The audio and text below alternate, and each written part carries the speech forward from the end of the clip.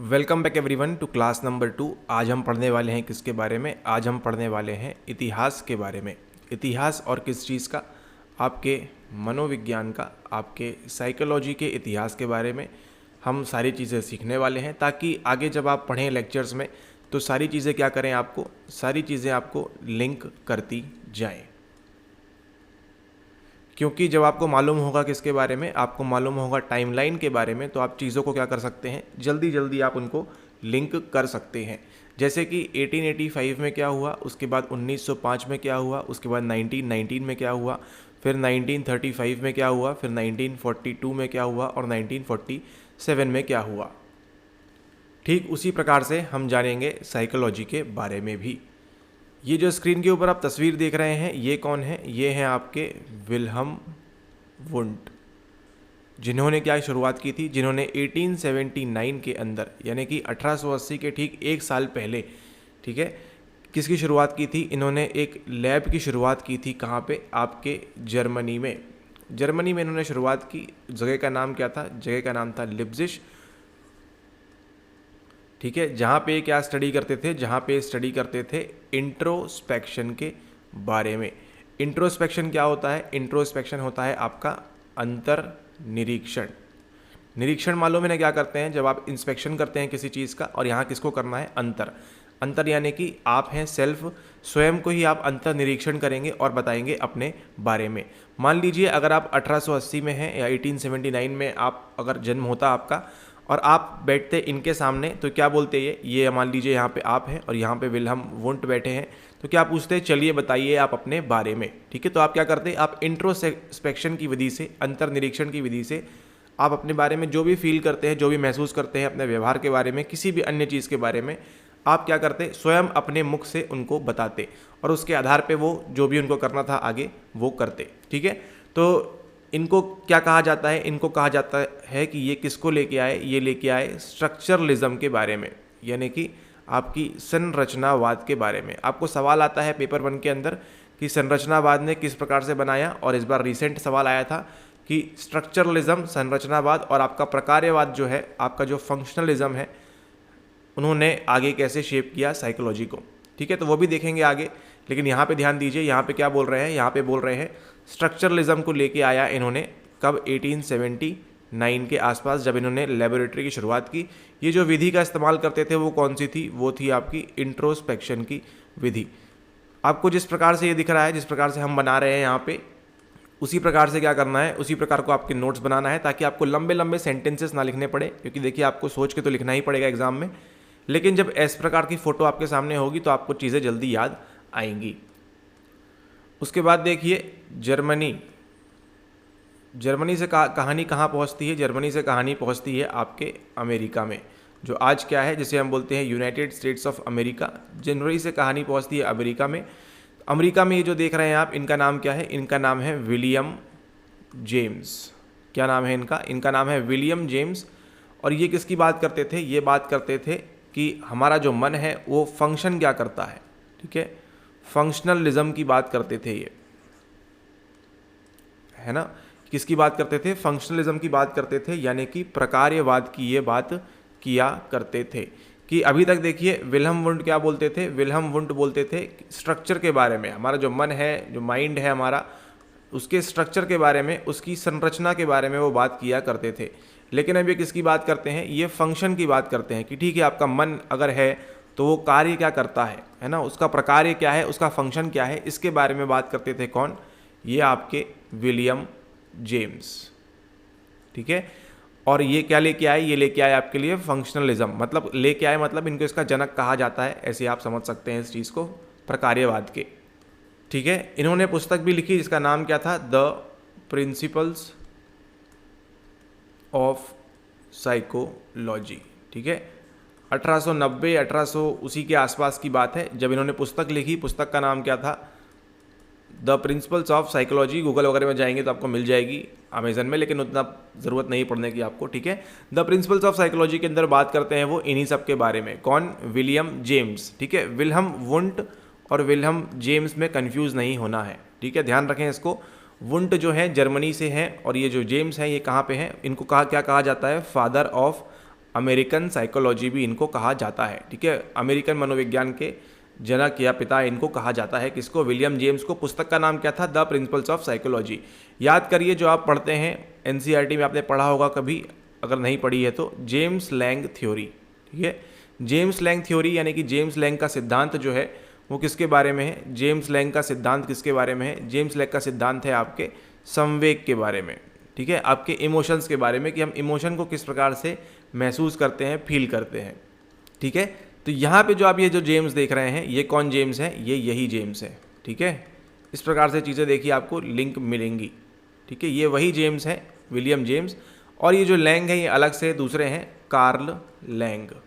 ठीक है, तो होता क्या है, अब संवेग भी देख ही लीजिए। यहाँ पे जब संवेग का सिद्धांत पढ़ेंगे हम यूनिट 9 में जाने के बाद, तो वहाँ पे पढ़ेंगे हम विलियम जेम्स और कार्ल लैंग का सिद्धांत, जिसका नाम है जेम्स लैंग थ्योरी यानी कि जेम्स लैंग का सिद्धांत। विलियम जेम्स ने कुछ अलग काम कर रहे थे संवेग के ऊपर, और कार्ल लैंग जो है संवेग के ऊपर यानी कि इमोशंस के ऊपर अलग काम कर रहे थे। ठीक है, लेकिन इन दोनों का काम जो था कैसे था? लगभग एक ही लाइन पे था। ठीक है, तो इन्होंने कहा कि हम अलग अलग काम करेंगे, उससे हमारी शक्तियां बटेंगी, तो क्यों ना हम साथ ही में काम कर लें। और इस प्रकार से आप समझ सकते हैं जेम्स लैंग थ्योरी का निर्माण हुआ था। ठीक है, तो आगे जब आएगा तो बात करेंगे उसकी। यहाँ पे आपको क्या ध्यान रखना है? आपको ध्यान रखना है यहाँ पे फंक्शनलिज्म के बारे में, यानी कि प्रकार्यवाद के बारे में आपको ध्यान देना है। अब देखिए आगे चलते हैं, बात करते हैं। ये जो आप देख रहे हैं स्क्रीन पे, इनका नाम क्या है? इनका नाम है जे.बी. वॉटसन। क्या नाम है इनका? इनका नाम है जे.बी. वॉटसन।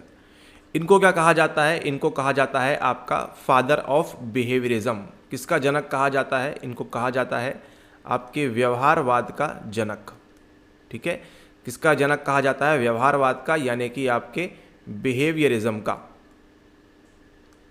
इन्होंने ही कौन सा एक्सपेरिमेंट किया था? इन्होंने फेमस एक्सपेरिमेंट किया था जिसका नाम क्या था? Little Albert. ठीक है, लिटिल एल्बर्ट प्रयोग, लिटिल एल्बर्ट एक्सपेरिमेंट किया था इन्होंने। व्यवहारवाद क्या होता है आपको मालूम है? कि हमारे साथ जो भी चीज़ होगी कैसे होगी उसको हम सीखते हैं। ठीक है, उसको हम क्या करते हैं? सीखते हैं। कुछ हमारे रिस्पॉन्सेस होते हैं, प्रतिक्रिया होती है, उनको क्या करते हैं? हम अधिगमित करते हैं, उनको हम लर्न करते हैं। ठीक है, तो इन्होंने किस चीज़ का प्रयोग किया था? इन्होंने प्रयोग किया था वहाँ पे क्लासिकल कंडीशनिंग का। ठीक है, ये बाद में आए थोड़ा सा। क्लासिकल कंडीशनिंग पहले आ चुकी थी आइवान पावलोव की। ठीक है, लेकिन क्लासिकल कंडीशनिंग का प्रयोग करके इन्होंने किस पे किया? लिटिल एल्बर्ट एक्सपेरिमेंट किया, जिसमें एक छोटे से बच्चे को क्या करते हैं? वो छोटे सा बच्चा यहाँ पे है और उसको डराते हैं। किससे? उसको डर बनाते हैं। किससे? खरगोश से उसको डर पैदा किया जाता है, ताकि जैसे ही ये बच्चा जो है खरगोश देखे, है ना, यहाँ पे जो खरगोश देखे उससे क्या हो? इसको डर उत्पन्न शुरू हो जाए। यहाँ पर देखिए, ये जो आप देख रहे हैं ये हैं आपके रशिया के इवान पावलोव। जो अभी हमने बात की किसकी? हमने बात की अभी प्राचीन अनुबंधन के बारे में, हमने बात की अभी क्लासिकल कंडीशनिंग के बारे में। ठीक है, तो क्लासिकल कंडीशनिंग का ही इस्तेमाल करते हुए किसने किया था? वॉटसन ने किया था। ठीक है, इसका ध्यान रखेंगे। लेकिन इनकी जो है पहले आ चुकी थी, आपको पहले भी बताया है। ऐसा नहीं है कि कुछ फिक्स्ड तारीख होगी कि इसी दिन होगा। जैसे अगर मान लीजिए कहीं पे बम फटा है तो उस तारीख को ही होगा, है ना। उसके बाद जो घटनाएं होंगी वो होंगी, लेकिन साथ साथ में चीज़ें चलती रहती हैं हमारे मनोविज्ञान के अंदर। ठीक है, तो क्लासिकल कंडीशनिंग का सिद्धांत आपको मालूम है कि इवान पावलोव ने एक्सपेरिमेंट किया था किसके ऊपर? डॉग के ऊपर। ठीक है, कि एक डॉग को बांधा गया यहाँ पे। ठीक है, बांधा गया और यहाँ पे क्या किया जाता है? उसको मीट पाउडर, है ना, खाने के लिए उसको भोजन दिया जाता है। ठीक है, तो क्या करता है? यहाँ से उसका जो सलाइवा है उसका स्त्राव होता है। ठीक है, सलाइवा है उसका, जो उसका स्त्राव होता है। ठीक है, सलाइवा सिक्रीट करता है। लेकिन फिर क्या की जाती है? उसकी कंडीशनिंग की जाती है, उसका अनुबंधन किया जाता है। अनुबंधन किस प्रकार से? कि वहाँ पे क्या बजाई जाती है? एक घंटी बजाई जाती है, एक बेल बजाई जाती है।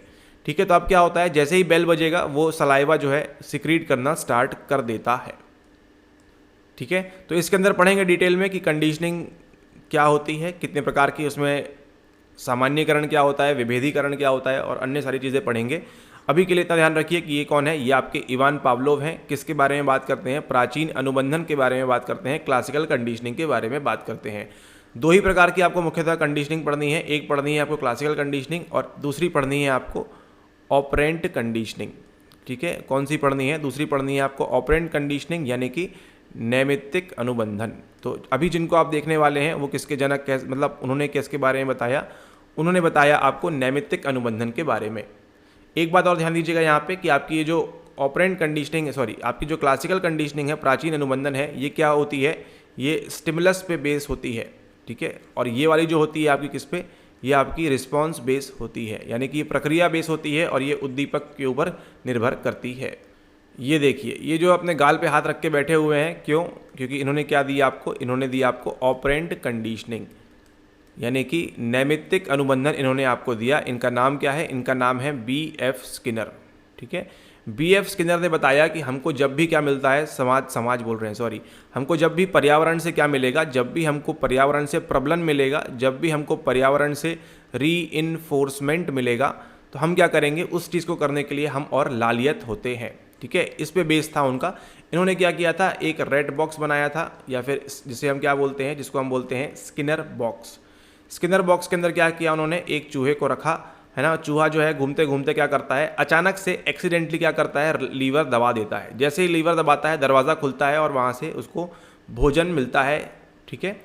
तो अगली बार जब चूहा जाता है तो क्या करता है, और कम समय लगता है, फिर अगली बार जब जाता है तो और कम समय, और फिर एक समय ऐसा आता है कि जैसे ही चूहे को जो अंदर एंट्री मिली, वो तुरंत जाके क्या करता है, वो लीवर दबाता है। अब चूहे को तो इतना दिमाग था नहीं कि जाके क्या करना है, जाके लीवर दबाना है, ठीक है। वो तो प्रयोग कर रहे थे B.F. स्किनर, लेकिन जैसे ही उसको अंदर रखा जाता है, वो कम से कम समय में क्या करने लगता है, वो लीवर दबाने लगता है, ठीक है। ठीक इसी प्रकार से आप अगर किसी बच्चे को बोलेंगे कि आप जो कर लीजिए, क्या आप होमवर्क कर लीजिए, कभी ना कभी आपने देखा, सुना, समझा होगा इस प्रकार की बातें, कि अगर आप किसी को बोलते हैं कि बच्चा आप जो है होमवर्क कर लीजिए, उसके बाद आप क्या करेंगे, उसके बाद आप खेलने जा सकते हैं, ठीक है। ये बात हुई पहले दिन, तो बच्चा करेगा होमवर्क 1 घंटे में, ठीक है। अगले दिन आएगा, सेम चीज़ होगी, अब करेगा वो कितने मिनट में, 40 मिनट में, फिर करेगा वो कितनी देर में, 30 मिनट में, फिर करेगा वो कुछ दिन 30 मिनट में, फिर 20 मिनट में, और इस प्रकार से एक समय ऐसा आएगा कि स्कूल से आने के बाद सीधा क्या करेगा, वो होमवर्क करने बैठ जाएगा, या अपना जो है काम करने बैठ जाएगा, पढ़ाई करने बैठ जाएगा, क्योंकि उसको मालूम है कि हमारी जो मम्मी है, हमारे जो पापा हैं, क्या करेंगे, इसके बाद तुरंत हमको खेलने जाने देंगे, ठीक है। तो खेलने जाना जो है, ये क्या है, ये प्रबलन है, ये रीइंफोर्समेंट है। तो ऐसा ही कहना है स्किनर का कि हम किसके लिए काम करते हैं, रीइंफोर्समेंट के लिए काम करते हैं, ठीक है। जो भी चीज़ हमको क्या देती है, खेलने से बच्चे को क्या मिलता है, सुख मिलता है, ठीक है, इसलिए क्या करता है, उसके लिए काम करता है। ठीक इसी प्रकार से अगर हम बात करें मंथली जॉब जो करते हैं, है ना, इसमें क्या मिलता है उनको एक रीइंफोर्समेंट मिलता है, जिसे हम क्या बोलते हैं, मनी। हर कोई किसके लिए काम करता है, पैसे के लिए काम करता है ना। तो जैसे ही 1 महीना होगा, उनको क्या मिलेगा, रीइंफोर्समेंट मिलेगा, तो और जॉब करना चाहेंगे। उसी में अगर इंसेंटिव की बात करते हैं हम, ठीक है, तो क्या होता है, और लोग जो है काम करने के लिए प्रेरित हो जाते हैं। अब यहाँ पे जो स्किनर का ये जो कॉन्सेप्ट है आपका प्रबलन का, रीइंफोर्समेंट का, ये इनका खुद का दिया हुआ नहीं है, ठीक है। रीइंफोर्समेंट का जो कॉन्सेप्ट है इनका, प्रबलन का जो कॉन्सेप्ट है इनका खुद का दिया हुआ नहीं है। इनके पहले एक और साइकोलॉजिस्ट थे जिनका नाम था E.L. थॉर्नडाइक।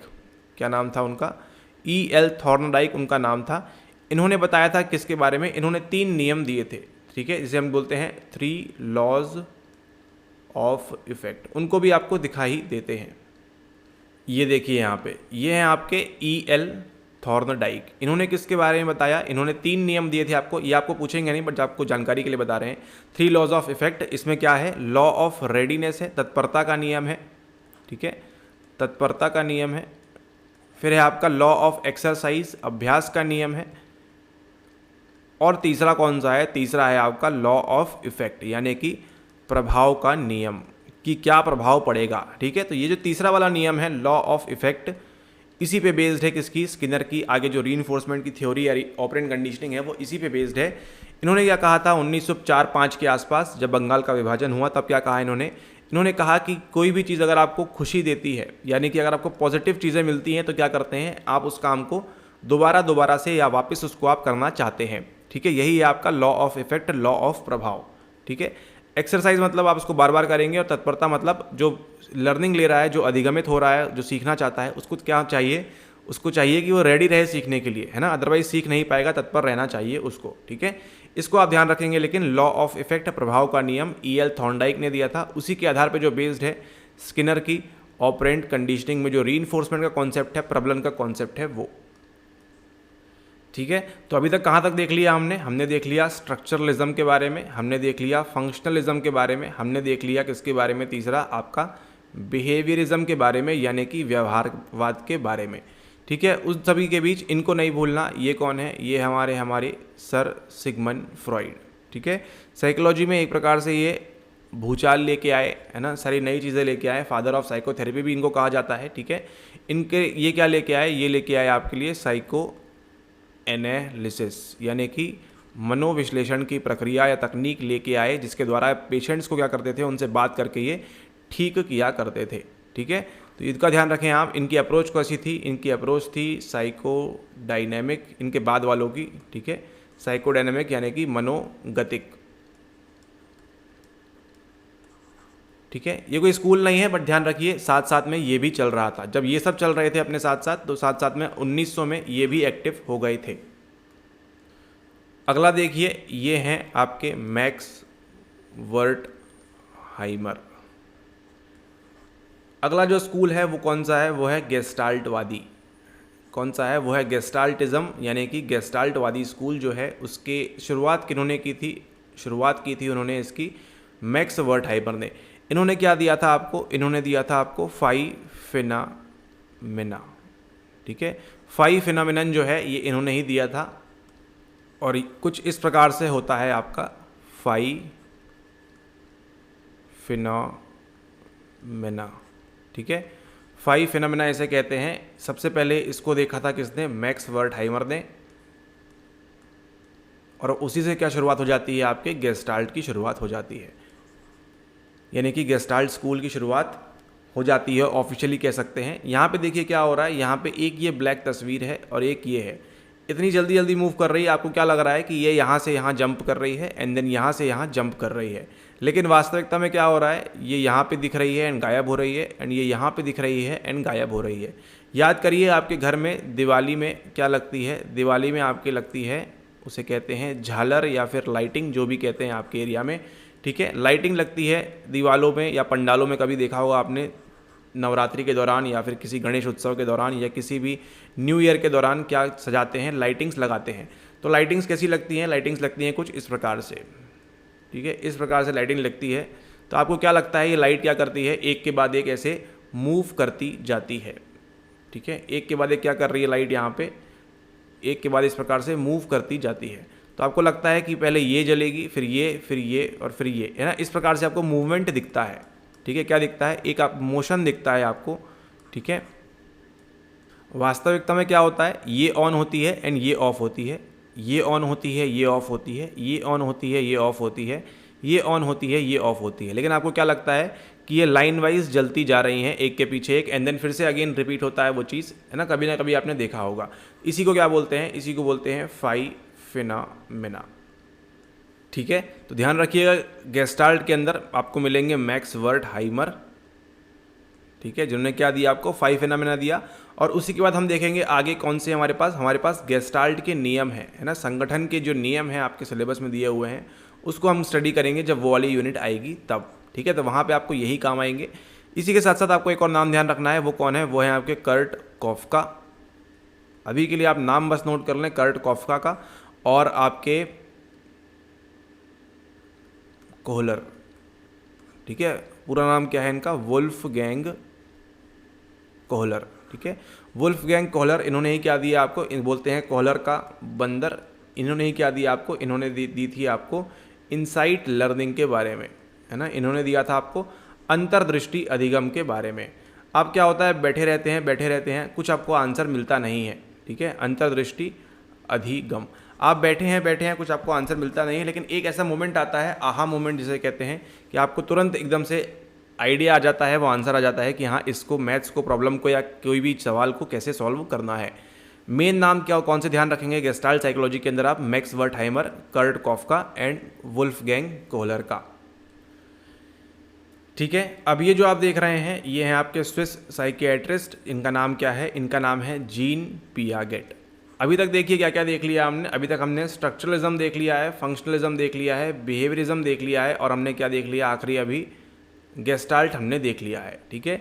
यहाँ पे देखिए संरचना के आधार पे, फंक्शन के आधार पे, यहाँ पे व्यवहार के आधार पे, कि जो भी कर रहे हैं हम सब व्यवहार से सीख रहे हैं, अधिगमित कर रहे हैं। और यहाँ पे क्या बात कर रहे हैं, यहाँ पे गेस्टाल्ट की बात कर रहे हैं। गेस्टाल्ट का पूरा ध्यान का किस पे रहेगा, आपकी संवेदना के ऊपर रहता है मुख्यतः, ठीक है, कि हम किस प्रकार से चीज़ों को सेंस करते हैं, परसीव करते हैं, जो आपकी 5th वाली यूनिट है, बताया था ना, पहले हम संवेदी अंगों से सेंस करेंगे, देन अटेंशन होगा एंड देन परसीव करेंगे। तो पूरी टिकी हुई आपकी गेस्टाल्ट साइकोलॉजी। लेकिन अब देखिए यहाँ पे अभी तक क्या बोल रहे हैं साइकोलॉजी के मेन स्कूल्स कि हम जो भी सीख रहे हैं वो किसकी वजह से है, वो कंडीशनिंग की वजह से हो रहा है।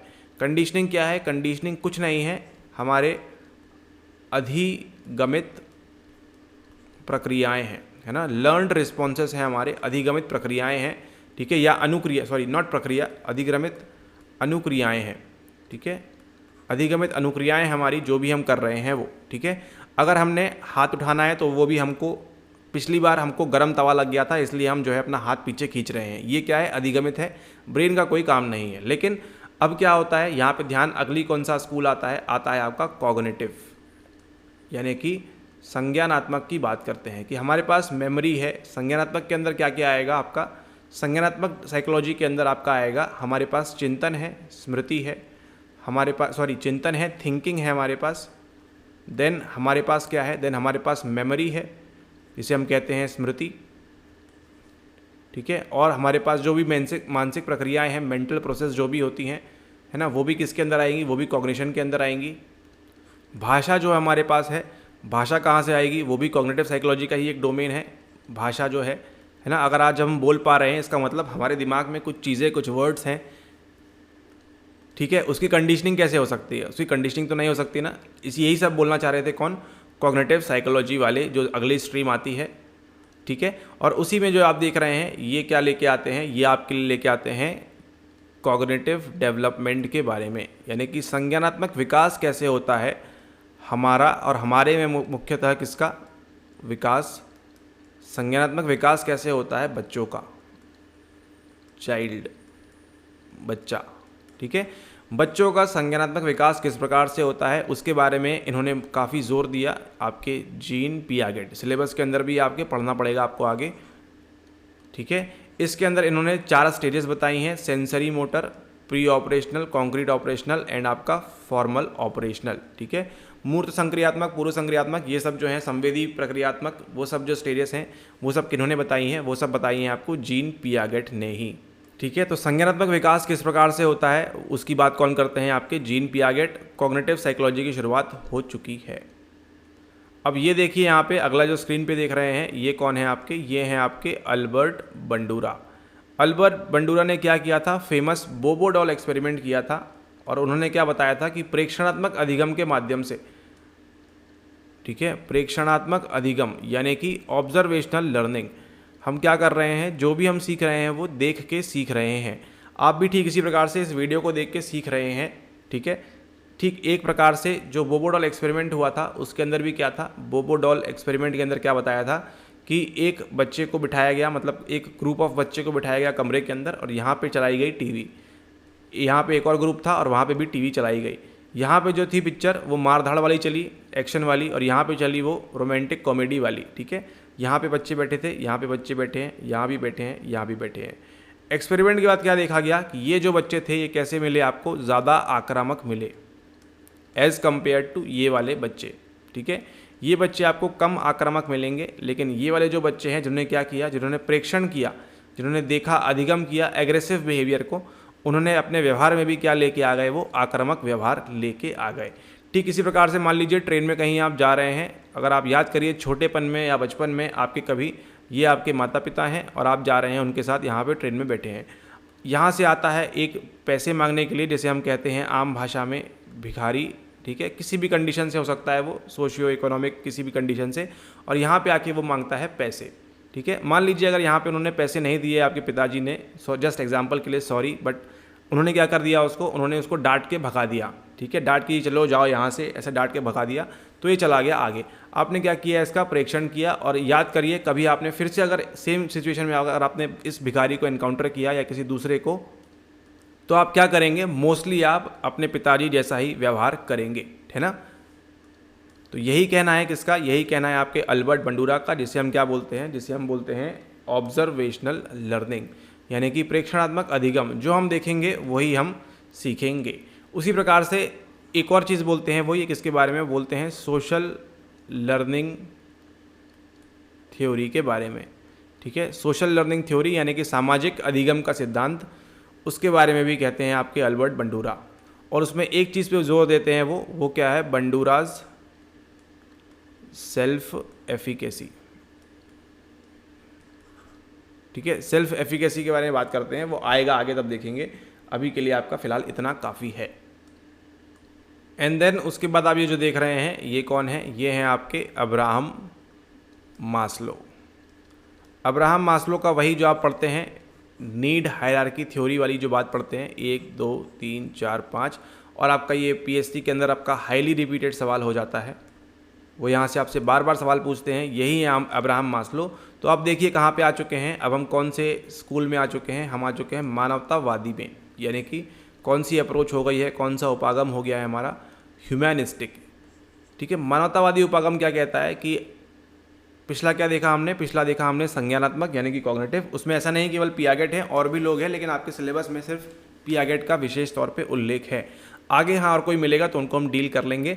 मानवतावादी उपागम जो कहता है वो क्या कहता है कि हमको क्या करना है, हमको सेल्फ रियलाइजेशन के ऊपर ध्यान देना है, यानी कि हमको हमारे जो है कैपेबिलिटीज़ हैं उसके उच्च स्तर पे पहुंचना है। ठीक है, यानी कि कोई भी मानव है, अगर हम बात करें फ्रॉइड के साइको एनालिसिस की, ठीक है, फ्रॉइड जो अभी आपने देखा थोड़ी देर पहले, सिगमंड फ्रॉइड, उनकी अगर हम बात करें मनोविश्लेषण की, तो उसका पूरा जोर किस पे रहता है, आपके पास्ट पे रहता है ना, कि भविष्य में, पास्ट में यानी कि पूर्व में आपने क्या किया। लेकिन ये जो है ह्यूमनिस्टिक अप्रोच जो है, आपकी मानवतावादी अप्रोच जो है, इसका ध्यान किस पे है, इसका ध्यान है आपके आगे आप क्या करने वाले हैं, आप कौन हैं, क्या है, कहाँ से हैं, उससे इसको मतलब नहीं है। उसका ये मतलब है कि प्रत्येक ह्यूमन जो है, प्रत्येक मानव जो है, उसको कैसे करना चाहिए, उसको अपना पूरा फंक्शन करना चाहिए, पूर्ण प्रकार्यात्मक रूप से उसको फुली फंक्शनिंग होना चाहिए उसको, है ना, और उसको क्या करना चाहिए, अपनी पूर्ण ताकत लगा के ये जो नीड हायरार्की थ्योरी होती है इसके अंदर पूरा ऊपर शिखर तक इसको जाना चाहिए, चोटी तक इसको जाना चाहिए। ठीक है, तो इसी के अंदर ये जो आपके अब्राहम मास्लो, और इसी के अंदर एक और इम्पोर्टेंट नाम जो है वो ये हैं आपके, इनका नाम क्या है, इनका नाम है कार्ल रॉजर्स। ठीक है, कार्ल रॉजर्स भी सेम चीज़ बोलते हैं, इनका भी कौन सा अप्रोच है, मानवतावादी वाला है। ठीक है, इन्होंने भी सेम चीज़ कही कि कोई भी व्यक्ति को क्या करना चाहिए, अपने पूरे पोटेंशियल तक जाना चाहिए, है ना, खुद को बनाने के लिए आगे जाना चाहिए। क्या ये बात लेके बैठे हैं कि पास्ट में, पूर्व में ऐसा हुआ तो ऐसा होगा, इन्होंने कहा ऐसा कुछ नहीं होता है। हमेशा मानव को कहाँ जाना चाहिए, अपनी पूरी ताकत का इस्तेमाल करते हुए हमेशा चोटी तक, शिखर तक जाना चाहिए। ठीक है, चलिए अब यहाँ से देखते हैं आगे। अब देखिए आपको एनसीईआरटी जो है काफ़ी आसान और काफ़ी देखिए कैसी लगेगी अभी। ठीक है, साइकोलॉजी शब्द दो ग्रीक शब्दों साइकी अर्थात आत्मा, ठीक है, साइकी मतलब आत्मा की बात करती है, और लोगोस अर्थात विज्ञान अथवा एक विषय के अध्ययन से बना है। ठीक है, साइकोलॉजी मतलब साइकी मतलब आत्मा, और अध्ययन मतलब लोगोस मतलब अध्ययन, ठीक है, यानी विज्ञान की बात करना है, आत्मा का विज्ञान, इस प्रकार से आप समझ सकते हैं, आत्मा का विज्ञान। ठीक है, आत्मा का विज्ञान ऐसा बोल रहे हैं पुराने ज़माने में, अभी कोई एक्सेप्ट नहीं करता है।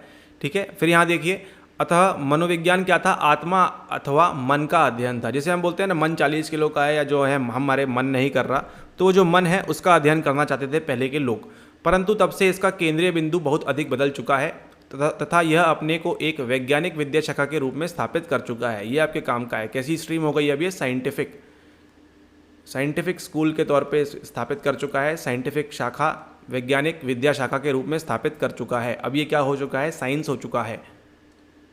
ठीक है, इसमें जिन तथ्यों का अध्ययन किया जाता है उनका कार्य क्षेत्र कई स्तरों तक फैला है, जैसे वैयक्तिक हो सकता है, पर्सनल, द्विजन, इंटरपर्सनल, समूह, ग्रुप में, या फिर संगठन के अंदर भी।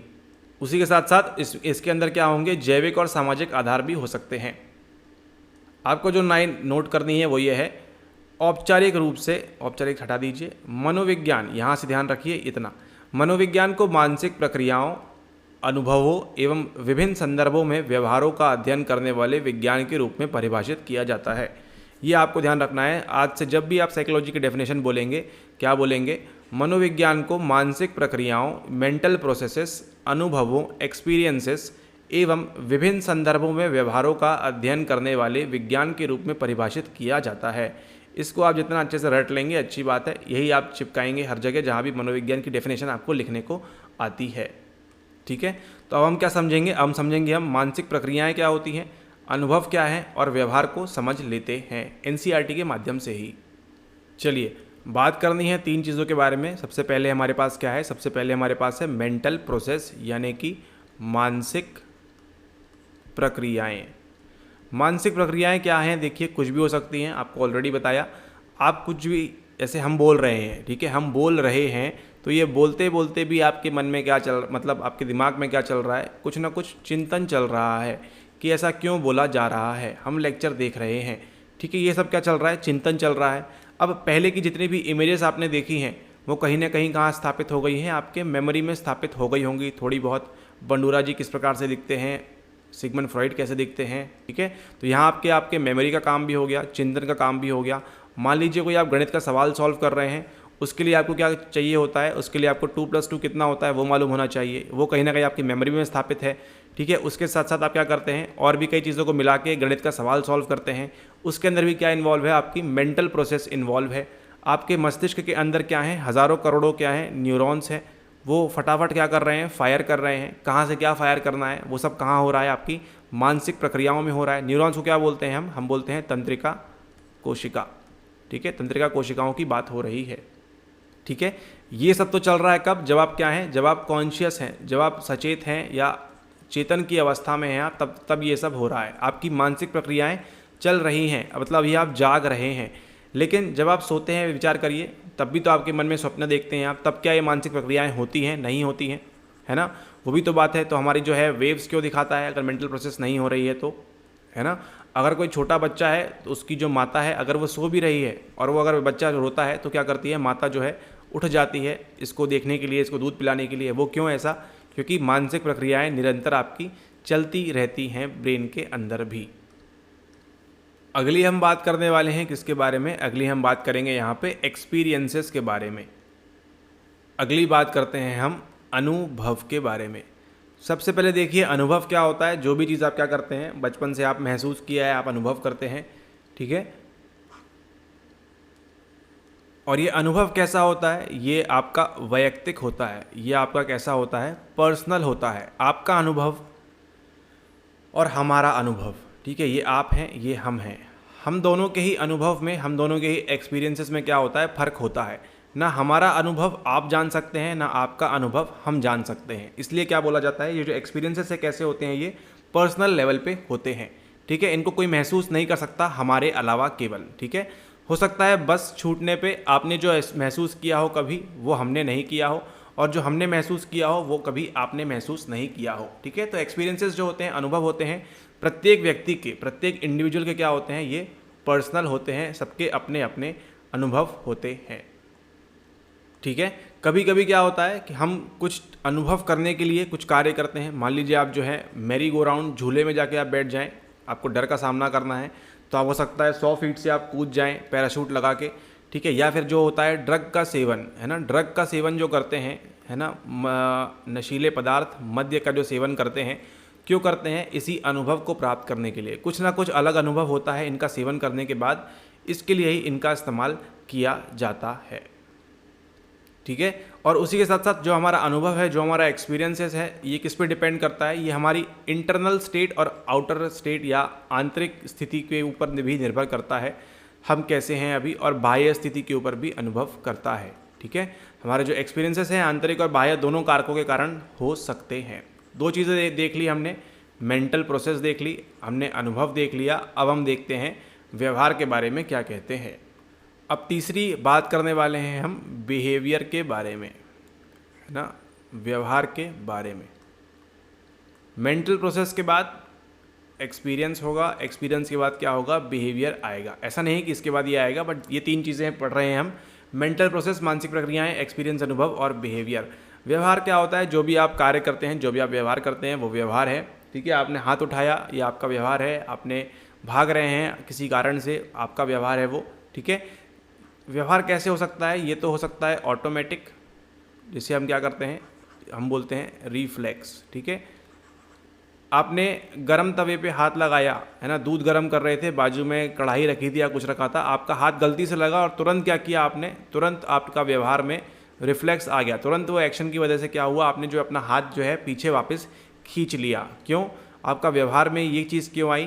क्योंकि ये ऑटोमेटिक हुआ, है ना। ऑटोमेटिक को क्या बोलते हैं हम बोलते हैं इनवॉलेंटरी, क्या बोलते हैं, इनवॉलेंटरी यानी कि अनैच्छिक। ठीक है, क्या बोलते हैं, अनैच्छिक, बिना किसी हमारी इच्छा के, बिना इच्छा के जो व्यवहार होगा हमारा वो क्या कहलाएगा, वो इनवॉलेंटरी कहलाएगा, अनैच्छिक व्यवहार कहलाएगा। ठीक है, और वही मान लीजिए आपके व्यवहार में आप किसी को है कि किसी को चिल्ला के आप बोल रहे हैं, किसी ने आपको गुस्सा दिलाया आप उसको चिल्ला के बोल रहे हैं, या किसी से आप प्यार से बोल रहे हैं, वो क्या होगा, वो होगा आपका वॉलेंटरी यानी कि ऐच्छिक व्यवहार। कैसा होगा वो आपका ऐच्छिक व्यवहार होगा।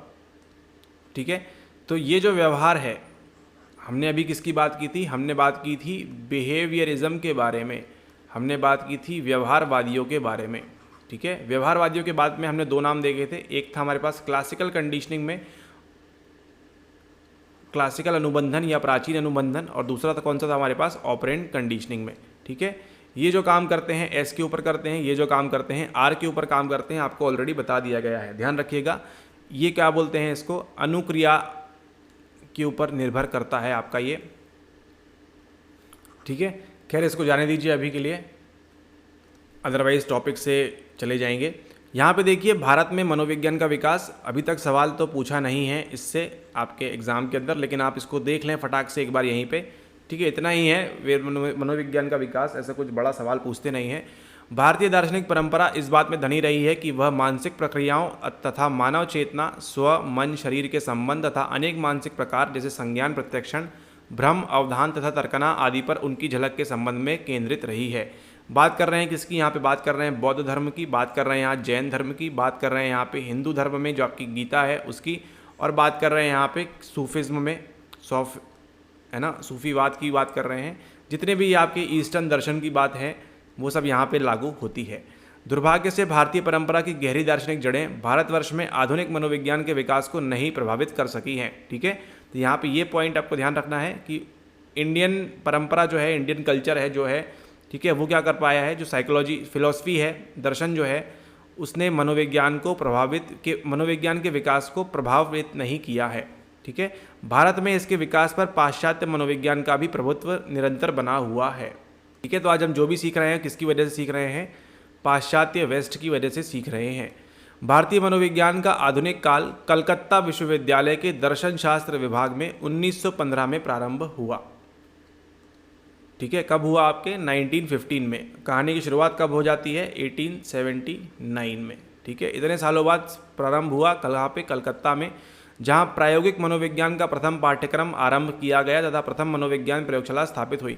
कलकत्ता विश्वविद्यालय ने 1916 में प्रथम मनोविज्ञान विभाग तथा 1938 में अनुप्रयुक्त मनोविज्ञान का विभाग का प्रारंभ किया। ठीक है, 1938 में क्या ले आए, अप्लाइड साइकोलॉजी भी ये ले आए।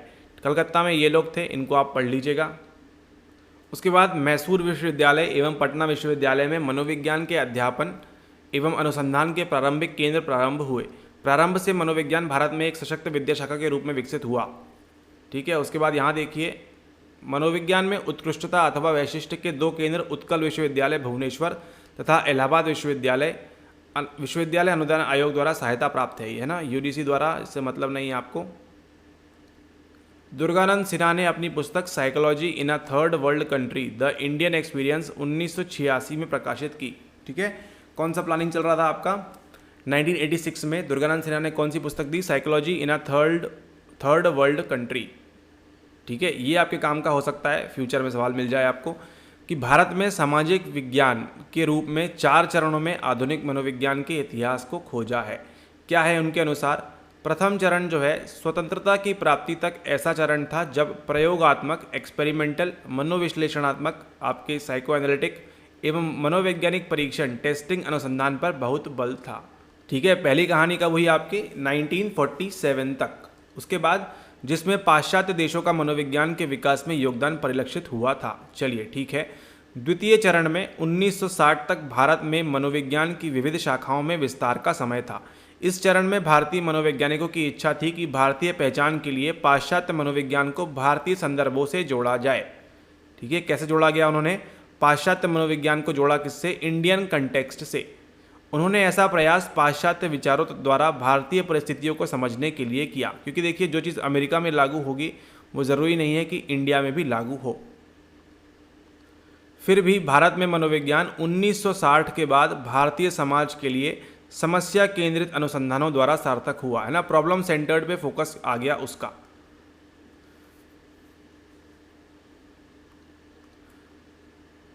भारत में मनोविज्ञान की नई पहचान की खोज के कारण चतुर्थ चरण के रूप में 1970 के अंतिम समय में देशज मनोविज्ञान का उदय हुआ। कब हुआ? आपके 1970 में।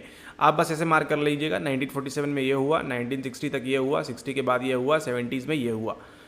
पाश्चात्य ढांचे को नकारने के अतिरिक्त, है ना, अब क्या किया उन्होंने, जो पाश्चात्य को एक्सेप्ट कर रहे थे, वेस्ट को जो एक्सेप्ट कर रहे थे, अब क्या किया, भारतीय मनोवैज्ञानिकों ने एक ऐसी समझ विकसित करने की आवश्यकता पर बल दिया जो सामाजिक एवं सांस्कृतिक रूप से सार्थक ढांचे पर आधारित हो। अब यहाँ पे देखिए पूरी कहानी चेंज होगी। इस रुझान की झलक उन प्रयासों में दिखी जिनसे पारंपरिक भारतीय मनोविज्ञान पर, है ना, इंडियन साइकोलॉजी की बात कर रहे हैं, आधारित उपागमों का विकास हुआ जो हमने प्राचीन ग्रंथों एवं धर्म ग्रंथों से लिए थे।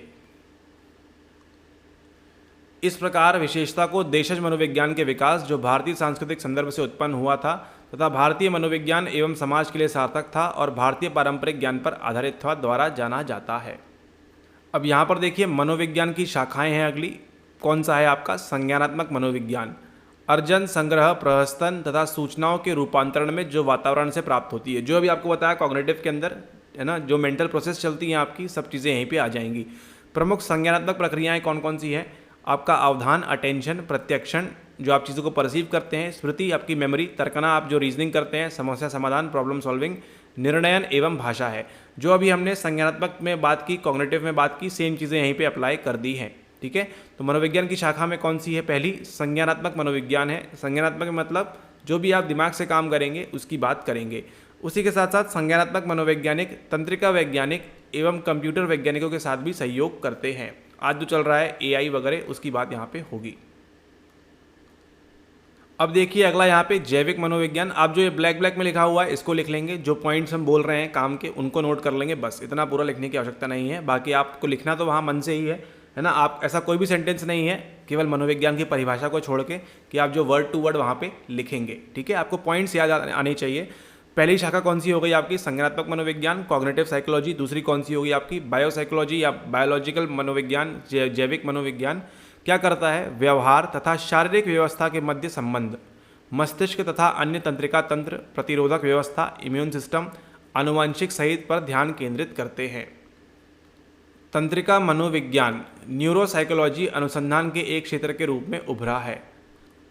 ठीक है, बात करेंगे अगर हम बायोलॉजिकल की, तो इसमें क्या होता है, जो भी आपके न्यूरॉन्स हैं, तंत्रिका कोशिकाएं हैं, जो भी आपका central nervous system, peripheral nervous system, तंत्रिका तंत्र जो आपके होते हैं, केंद्रीय तंत्रिका तंत्र, परिधीय तंत्रिका तंत्र, उन सब का आपके व्यवहार पे क्या प्रभाव पड़ता है, क्या वो कोई कारण उत्पन्न करते हैं, क्या आपके हार्मोन्स जो हैं, आपकी जो ग्रंथियां हैं, क्या वो प्रभाव करती हैं आपके व्यवहार पे, यानी कि जैविक रूप से आपके शरीर के अंदर जो भी जैविक रूप से हो रहा है उसका आपके व्यवहार पे क्या प्रभाव पड़ता है। जैसे एपिनफ्राइन, नॉरएपिनफ्राइन की वजह से क्या होता है, आप उत्सुक होते हैं, आप एक्साइटेड होते हैं, है ना, फाइट एंड फ्लाइट वाली स्थिति आती है वहाँ पे। ठीक है, इसके स्त्राव के कारण। ठीक है, तो ध्यान रखें आप जैविक मनोविज्ञान। फिर अगला आपके पास आता है विकासात्मक मनोविज्ञान। विकास की बात की हमने, देखिए ये आपके काम का है, मोस्ट IMP है आपके लिए। विकासात्मक मनोविज्ञान गर्भधारण से लेकर, है ना, वृद्धावस्था तक के जीवन विस्तार के विभिन्न आयु एवं अवस्थाओं में होने वाले भौतिक फिजिकल चेंजेस, सामाजिक और मनोवैज्ञानिक परिवर्तनों का अध्ययन करता है। ठीक है, ये आपके काम की लाइन है, इसको आप नोट कर लेंगे। विकासात्मक मनोविज्ञान, डेवलपमेंटल साइकोलॉजी की जब भी बात होगी, आगे आपको काफ़ी सारी चीज़ें पढ़नी है ना। पियागेट की जब हमने बात की, वहाँ पे कॉग्निशन की बात करते हैं। ठीक है, तो यहाँ पे देखिए मनोवैज्ञानिक परिवर्तनों क्या क्या चेंज होंगे, वे जैविक, सामाजिक, सांस्कृतिक तथा पर्यावरणीय कारकों जो मनोवैज्ञानिक विशेषताओं यथा बुद्धि, संज्ञान, संवेग, मिजाज, नैतिकता एवं सामाजिक संबंधों को प्रभावित करते हैं पर अधिक ध्यान केंद्रित करता है। विकासात्मक मनोवैज्ञानिक क्या करते हैं? मानवशास्त्री, शिक्षाविदों, तंत्रिका वैज्ञानिकों, सामाजिक कार्यकर्ताओं, परामर्शदाताओं तथा ज्ञान की सभी शाखाओं जो मनुष्य की समृद्धि एवं विकास से संबंध है के साथ मिलकर कार्य करते हैं। Developmental psychology important. अगली जो स्ट्रीम है वो है सामाजिक मनोविज्ञान, है ना। इसमें कैसे हम ओबीडियंस, आज्ञा पालन करते हैं, सामाजिक अभिप्रेरणा कैसे मिलती है, आक्रोश, गुस्सा क्यों आता है, सहायता परक व्यवहार कैसे क्यों हम करते हैं, पूर्वाग्रह, प्रेजुडिस, स्टीरियोटाइप क्या होते हैं, अंतर सह समूह संबंध क्या होते हैं, है ना, ये एक ग्रुप है, ये एक ग्रुप है, इन दोनों के बीच किस प्रकार से संबंध होंगे, ये सब कौन पढ़ता है, ये सब पढ़ते हैं सामाजिक मनोविज्ञान वाले यानी कि सोशल साइकोलॉजी वाले। फिर आता है आपका अंतः सांस्कृतिक एवं सांस्कृतिक मनोविज्ञान, इनका पूरा ध्यान किस पे होगा, हमारे कल्चर पे ध्यान होगा। फिर आपका पर्यावरणीय मनोविज्ञान है, तापमान, टेम्परेचर, आर्द्रता, ह्यूमिडिटी, प्रदूषण, पॉल्यूशन तथा प्राकृतिक आपदा जैसी भौतिक कारकों का मानव व्यवहार के साथ अंतः क्रियाओं का अध्ययन करते हैं। अभी देखिए क्या हुआ है, उड़ीसा में अभी ट्रेन एक्सीडेंट हुआ है, ठीक है। उस हादसे में जो लोग बच गए, जो लोग चले गए उनके लिए तो सॉरी, कंडोलेंस, लेकिन जो लोग बच गए उनके साथ क्या होगा, पोस्ट ट्रॉमेटिक स्ट्रेस डिसऑर्डर। वो जब भी इस घटना को याद करेंगे उनकी जीवन की रूह कांप उठेगी, ठीक है। जब भी वो याद करेंगे इसको काफ़ी उनको दुख होगा और मतलब मानसिक प्रताड़ना का सामना करेंगे। क्यों? क्योंकि उनकी जो है भौतिक कारकों की वजह से, आपदा की वजह से क्या हो गया है, उनके व्यवहार पे फर्क पड़ेगा, ठीक है। वो कभी भी ट्रेन में जब अगली बार बैठने से जाएंगे तो वो 10 बार सोचेंगे, है ना, वो सब चीज़ें उनको याद आएंगी और उनके जीवन पे भी इसका प्रभाव पड़ेगा। अगर मान लीजिए जीवन में कभी वो ट्रेन में बैठे ही नहीं तो भी सोचिए, वो दिक्कत वाली बात है वहाँ पे, ठीक है। इस क्षेत्र में नवीन विषय के रूप में किस सीमा तक उत्सर्ग प्रबंधन, जनसंख्या विस्फोट, पॉपुलेशन कंट्रोल, ऊर्जा का कैसे संरक्षण कर सकते हैं, है ना, जो इन सबको यहाँ पे देखना होता है। फिर अगला आ गया आपका स्वास्थ्य मनोविज्ञान, हेल्थ साइकोलॉजी। रोगों के विकास, कोई भी डिसऑर्डर है उनको बचें कैसे, बचाव एवं निदान में मनोवैज्ञानिक कारकों की भूमिका पर केंद्रित होता है। ये आपकी हेल्थ साइकोलॉजी होती है। मनोवैज्ञानिक कारकों एवं स्वास्थ्य के बीच संबंध, डॉक्टर रोगी संबंध तथा स्वास्थ्य वृद्धि के कारकों को बढ़ावा देने वाले उपाय हैं। गवर्नमेंट नई नई स्कीम्स निकालती रहती है, हेल्थ को बढ़ाएं, हेल्थ को बढ़ाएं, वो सब बातें जो करते हैं वो होते हैं आपके ये वाले साइकोलॉजिस्ट, हेल्थ साइकोलॉजिस्ट। फिर आपका आता है क्लिनिकल एवं उपबोधन मनोविज्ञान, है ना, नैदानिक एवं उपबोधन मनोविज्ञान में क्या होता है, दुश्चिंता, आपकी एंग्जाइटी, अवसाद, डिप्रेशन, खानपान व्यतिक्रम, है ना, ईटिंग डिसऑर्डर तथा चिरकालिक पदार्थ दुरुपयोग। क्या करते हैं, ड्रग अब्यूज़। कई लोग क्या करते हैं, ड्रग लेते हैं कई कई सालों तक, वर्षों तक, जिससे क्या होता है, जैसे मनोवैज्ञानिक व्यतिक्रमों के निदान, उनसे बचने के लिए और उनके कॉज को संभालने के लिए संबंधित होता है, ठीक है। एक संबंधित क्षेत्र किसका है, उपबोधन का होता है। जब क्या क्या करना है यहाँ पे, उनको उपबोध करना है, जिसका लक्ष्य क्या है, लोगों के दैनंदिन प्रकारों में लोगों की रोज़मर्रा की समस्याओं को हल करने तथा चुनौतीपूर्ण स्थितियों में सामंजस्य बनाने में सहायता करके सुधार लाना होता है। मतलब काउंसलिंग की बात हो रही है यहाँ पे, बताएंगे क्या करना है क्या नहीं करना है, ठीक है। तो ये भी एक स्ट्रीम है, इतनी स्ट्रीम देख ली आपने यहाँ पे। फिर अगला आता है आपका औद्योगिक संगठनात्मक मनोविज्ञान, कार्यस्थल पर क्या क्या होगा क्या नहीं होगा। फिर शैक्षिक मनोविज्ञान की बात करते हैं, इसके अंदर स्कूल साइकोलॉजी यहाँ पे। फिर यहाँ देखिए, यहाँ लिखा हुआ है क्रीड़ा मनोविज्ञान, आपके काम का है। स्पोर्ट्स साइकोलॉजी पेपर 2 में टकराएगा आपको। क्रीड़ा निष्पादन का अभिप्रेरणा स्तर बढ़ाकर मनोवैज्ञानिक सिद्धांतों द्वारा सुधार लाने का प्रयास करता है। क्रीड़ा मनोविज्ञान तुलनात्मक रीति से नया क्षेत्र है, परंतु विश्व स्तर पर स्वीकृति पा रहा है। आप देखेंगे आज इंडियन क्रिकेट टीम के साथ, इंडियन फुटबॉल टीम के साथ या वर्ल्ड की कुछ भी फुटबॉल टीम्स के साथ, ओलंपिक प्लेयर के साथ कौन घूमते हैं, स्पोर्ट्स साइकोलॉजिस्ट घूमते हैं। क्यों? क्योंकि यहाँ पे क्रीड़ा मनोविज्ञान किस प्रकार से उनको मोटिवेट करते रहें, उसी प्रकार से यहाँ पे इसकी अन्य अद्भुत शाखाएं भी हैं, ठीक है। तो ये रहा आपका सिलेबस। अभी हमने क्या क्या देखा, हमने देखा मनोविज्ञान की परिभाषा, मनोविज्ञान का ऐतिहासिक पूर्ववृत्त देखा एवं 21वीं शताब्दी में प्रवृत्तियाँ। अभी क्या चल रहा है, ह्यूमनिस्टिक वाला पॉजिटिव साइकोलॉजी चल रही है अभी। फिर मनोविज्ञान एवं वैज्ञानिक पद्धति, ये टकराएगी आपको कहाँ पे, यहाँ पे। मनोविज्ञान का अन्य सामाजिक और प्राकृतिक विज्ञानों से संबंध, अभी हमने देखा कि किस प्रकार से अन्य सोशल साइकोलॉजी में और किस प्रकार से प्राकृतिक विज्ञानों में इसका संबंध होता है। और बात करनी है किसके बारे में, सामाजिक समस्याओं में मनोविज्ञान का अनुप्रयोग, ठीक है। तो आपको एक आइडिया लग गया यहाँ पे कि क्या चीज़ें हैं कैसे हैं। और यहाँ पे देखिए सामाजिक समस्याओं में मनोविज्ञान का अनुप्रयोग, यहाँ पे क्या करेंगे, पेपर के अंदर आपको कोई भी समस्या देंगे और आप बीइंग अ साइकोलॉजिस्ट, एक मनोवैज्ञानिक होने के नाते आप किस प्रकार से उसमें मदद करेंगे, ये आपसे यहाँ पे पूछा जाएगा, ठीक है। सवाल पूछेंगे आपसे तो यहीं से पूछेंगे, इतना ही एरिया है। और ये वाला एरिया मान लीजिए, ये वाला कि क्या संबंध है, किस प्रकार से संबंधित होता है, ठीक है। यहाँ से आपको 90% सवाल देखने मिलेगा, ठीक है। चलिए आप कुछ सवालों को देख लेते हैं। चलिए यहाँ पे देखते हैं कुछ सवालों को आपके टॉपिक 1 से आपके सिलेबस के अंदर। ये देखिए 2014 में सवाल क्या था, 15 नंबर का सवाल था, सार्वजनिक स्थानों पर स्वच्छता बढ़ाने के लिए कौन सी मनोवैज्ञानिक तकनीकों का इस्तेमाल किया जा सकता है। What psychological techniques can be use to enhance cleanliness in public places. हाँ, ये थोड़ा सा टॉपिक 1 का नहीं है, बट फिर भी देखिए यहाँ पे किस प्रकार से आपको थोड़ा बहुत आइडिया तो लग गया यहाँ पे कि अगर आपको स्वच्छता बढ़ानी है सार्वजनिक स्थानों पर तो कौन सी हम तकनीकों का इस्तेमाल कर सकते हैं।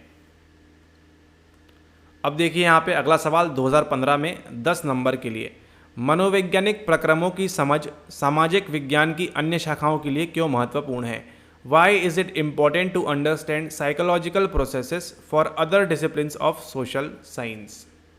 ठीक है, यहाँ पूछ रहा है आपसे कि आपको मनोवैज्ञानिक प्रक्रमों की यानी कि साइकोलॉजिकल प्रोसेस क्या होती है, मन, व्यवहार और experience, mental process, experience and behaviour, इसकी समझ होगी आपको तो क्या कर पाएंगे आप, सामाजिक विज्ञान की अन्य शाखाओं के लिए क्यों महत्वपूर्ण है, ये पूछ रहा है आपसे 10 नंबर के लिए। ठीक है, जैसे जैसे आप पढ़ते जाएंगे आगे आपको चीज़ें और आसान होती जाएंगी। अगेन देखिए सवाल वही, रिश्ता वही, सोच नहीं। स्पष्ट कीजिए कि मनोविज्ञान की मौलिक समझ, मौलिक समझ क्या है, जो अभी हमने 20 मिनट में पढ़ा, 40 मिनट में पढ़ा हमने। मनोविज्ञान क्या है, मेंटल प्रोसेस, मानसिक प्रक्रिया, व्यवहार, आपका बिहेवियर और जो एक्सपीरियंसेस हैं, इसकी अगर हमको मौलिक समझ होगी, हमको मालूम है कंडीशनिंग के बारे में कैसे करना है, हमको मालूम है लोग कैसा विचार करते हैं, उससे क्या हम सामाजिक समस्याओं का समाधान नहीं कर सकते, में किस प्रकार सहायक होती है। Explain how the fundamental understanding of psychology is helpful in the resolution of societal problems. 10 marks का सवाल है। अब सोसाइटल प्रॉब्लम्स क्या हो सकती है, कुछ भी हो सकती है, स्वच्छता की हो सकती है, हेल्थ को बढ़ावा देना है वो प्रॉब्लम हो सकती है, ठीक है, मतलब हेल्थ के प्रति जागरूक करना है वो समस्या हो सकती है, ऐसी कोई भी समस्या हो सकती है आपके समाज में। आपको क्या चाहिए, फंडामेंटल अंडरस्टैंडिंग चाहिए, मौलिक समझ चाहिए आपको, किसकी, साइकोलॉजी की। अगेन देखिए यहाँ पे साल 2017 में 10 मार्क्स का सवाल, अगेन रिपीट। वर्णन कीजिए कि आपने किसी सामाजिक समस्या का समाधान निकालने के लिए मनोविज्ञान का इस्तेमाल किस प्रकार किया था। Describe how you use psychology to solve a social problem. ठीक है, अगेन वही सेम सवाल रिपीट हो रहा है। देखिए आप आंसर राइटिंग स्टार्ट कर सकते हैं, लेकिन आपके आंसर में जो कंटेंट है, जो एनरिचमेंट होगा, वो कब होगा, जब आप बाकी की 13 यूनिट कर लेंगे उसके बाद। ठीक है, ऐसा नहीं है कि आप नहीं कर सकते, इतने ही इस वीडियो के आधार पर ही आप थोड़ी बहुत जो आंसर राइटिंग है, आपको समाज क्या है, सोसाइटी क्या है, ये तो आपको बताने की आवश्यकता नहीं है, समाज में क्या कौन कौन सी प्रॉब्लम है, ये सभी को आपको वेल विदित है ये बात। ठीक है, तो साइकोलॉजी क्या है, mental process, experience, behaviour, conditioning आपको मालूम है, कि रीइंफोर्समेंट आपको मालूम पड़ गया, प्रॉब्लम मालूम पड़ गया, तो समाज में कोई प्रॉब्लम को सुधारने के लिए आप किस प्रकार से साइकोलॉजी का इस्तेमाल कर सकते हैं। एटलीस्ट चलिए आपको महान उत्तर नहीं लिख पाएंगे, लेकिन एटलीस्ट आप 10 नंबर के लिए 1 या 2 पेज तो आप लिख सकते हैं कम से कम। ठीक है, भले ही खराब होगा आंसर चल जाएगा, लेकिन एटलीस्ट आप लिख तो सकते हैं। अब देखिए धीरे धीरे सवाल टफ होते जाएंगे। 2018 में क्या पूछ रहे हैं, चर्चा कीजिए कि वैश्विक जलवायु परिवर्तन की समस्या का समाधान करने में मनोविज्ञान का किस प्रकार अनुप्रयोग किया जा सकता है। Discuss how psychology can be applied in solving the problem of global climate change. यहाँ पे समस्या दे दी उन्होंने अब कि क्या है, ग्लोबल क्लाइमेट चेंज है, वैश्विक जलवायु परिवर्तन हो रहा है। ठीक है, तो ग्लोबल क्लाइमेट चेंज की वजह से किसको इम्पैक्ट हो रहा है, क्या केवल आपको हो रहा है, या केवल हमको हो रहा है, या केवल इंडिया को हो रहा है, पूरे वर्ल्ड को हो रहा है। ठीक है, तो इस प्रकार से सोचना है आपको, कैसे आप अप्लाइड करेंगे साइकोलॉजी को, ठीक है, ताकि आप ग्लोबल क्लाइमेट चेंज जो है इससे बच सकें। अब देख लिए 2019 में सवाल आया, मनोविश्लेषण में व्यवहारवाद के भवन का निर्माण प्रयोजनपरक उपागम की कमजोरियों पर किया गया था, मूल्यांकन कीजिए। The edifice of behaviourism was built on the loop holes of the teleological approach in psycho analysis. ठीक है, इवेल्युएट भी बोला है, तो यहाँ पे आपको मालूम है बिहेवियरिज्म कैसे आया था, यहाँ पे इसका फोकस किस पे था, आपके व्यवहारवाद का पूरा था फोकस, आपके व्यवहारवाद का पूरे आपके व्यवहार के ऊपर, कि आप जो भी सीखते हैं कैसे सीखते हैं, आप लर्निंग से सीखते हैं, आप अधिगम से सीखते हैं। ठीक है, लेकिन साइको एनालिसिस किस पे फोकस था आपके, ये फोकस था आपके पास्ट के ऊपर। ठीक है, तो यहाँ ये पूछ रहे हैं कि मनोविश्लेषण में व्यवहारवाद के भवन का निर्माण प्रयोजनपरक उपागम की कमजोरियों पर किया गया था। ठीक है, तो इसके लिए आपको इवेल्युएट करना है क्या किया गया था या नहीं किया गया था। ठीक है, ये एक अजीब सा सवाल मिला हमको अभी। अगला देखिए, मनोविज्ञान को शास्त्र के रूप में विकसित करने में संरचनावाद ने किस प्रकार योगदान दिया था, मूल्यांकन कीजिए। How did structuralism contribute to the development of psychology as a discipline, evaluate. Structuralism कब आया, सबसे पहले आया स्ट्रक्चरलिज्म। किस पे ध्यान था उसका, कि आप जो है संरचना के ऊपर ध्यान था, कि किस प्रकार से बना हुआ है, क्या है इसकी संरचना। ठीक है, तो कैसे इसने कंट्रीब्यूट किया development of psychology as a discipline, ये आपको इवेल्युएट करना है। अगेन ये आपका 10 नंबर का सवाल है। अब देखिए 2020 में अगला सवाल, एक मनोवैज्ञानिक कोविड-19 के दौरान समाज में कैसे योगदान दे सकता है? How can a psychologist contribute to the society during कोविड-19? 10 मार्क्स का सवाल। तो ये देखिए आपने सवाल देखे सारे, आपने केवल आपके एक ही धुरी पे टिके हुए हैं कि आपके सोसाइटी पे, आपके समाज में क्या चल रहा है और उसको आप किस प्रकार से ठीक कर सकते हैं। ठीक है, तो ये आपके कुछ सवाल हैं, 4, 5, 10 सवाल जितने भी हैं, ये ट्राई करें इनको आंसर देने का अपनी समझ के आधार पे। बाकी अभी तो देखिए अच्छा आंसर होगा नहीं आपसे, मतलब लिख नहीं सकेंगे इसके आधार पे, लेकिन धीरे धीरे जैसे जैसे आपकी यूनिट कवर होती जाएंगी आपको सारी चीज़ों के बारे में मालूम पड़ जाएगा। समाज के बारे में मतलब मालूम है, बट साइकोलॉजी के बारे में आप जितना आप जानते जाएंगे, उतना और पढ़ते जाएंगे, उतने आपके आंसर में अच्छा स्टार्ट हो जाएगा आंसर राइटिंग करना। ठीक है, क्योंकि देखिए सवाल तो केवल इतना ही है सोसाइटी में, लेकिन आपको मालूम होना चाहिए कि क्या क्या समस्याएं हैं, फंडामेंटल्स क्या हैं साइकोलॉजी के। ठीक है, तो जितना आप अलग अलग पढ़ते जाएंगे, जैसे अभी आप साइको एनालिसिस पढ़ेंगे, अभी आप संरचनावाद पढ़ेंगे, अभी आप लर्निंग वाला पढ़ेंगे, कंडीशनिंग वाला पढ़ेंगे, अभी आप कॉग्निशन पढ़ेंगे, उसके बाद धीरे धीरे समझ में आएगा आपको कि किस प्रकार से आप इस 10 मार्क्स में अच्छे से अच्छा आप चीज़ों को इम्प्लाई कर सकते हैं। ठीक है, तो इस वीडियो के लिए इतना ही। हमने कवर की यहाँ पे क्या आपकी कवर की हमने आपकी यूनिट नंबर 1 जितना आपके काम का है, इंपॉर्टेंट है, उसके हमने आपके PYQs देखे, उसके हमने आपके सवाल देखे। ठीक है, एंड मेन फोकस कहाँ करना है आपको? फोकस करना है कि आप सोसाइटी में, आप समाज में किस प्रकार से मदद कर पाएंगे, सोसाइटी के अंदर समाज में साइकोलॉजी की मदद से। ठीक है, तो साइकोलॉजी जितना आप पढ़ते जाएंगे, जितना आप और चीज़ खोलते जाएंगे, अंदर अंदर आगे लेक्चर्स कंटिन्यू होते जाएंगे, उतना आपको समझ में आएगा कि अच्छा किस प्रकार से हम व्यवहारवाद डाल सकते हैं सवाल के अंदर, किस प्रकार से कंडीशनिंग के रीइंफोर्समेंट डाल सकते हैं, किस प्रकार से हम कॉग्निशन की बातें कर सकते हैं, किस प्रकार से बच्चों का विकास होता है, अगर बच्चों को कुछ करवाना है तो किस प्रकार से वो सारी चीज़ें हम करा सकते हैं। ठीक है, तो जैसे जैसे आगे लेक्चर बढ़ते जाएंगे आपको चीज़ें और क्लियर होती जाएंगी। थैंक्स फॉर वॉचिंग, मिलते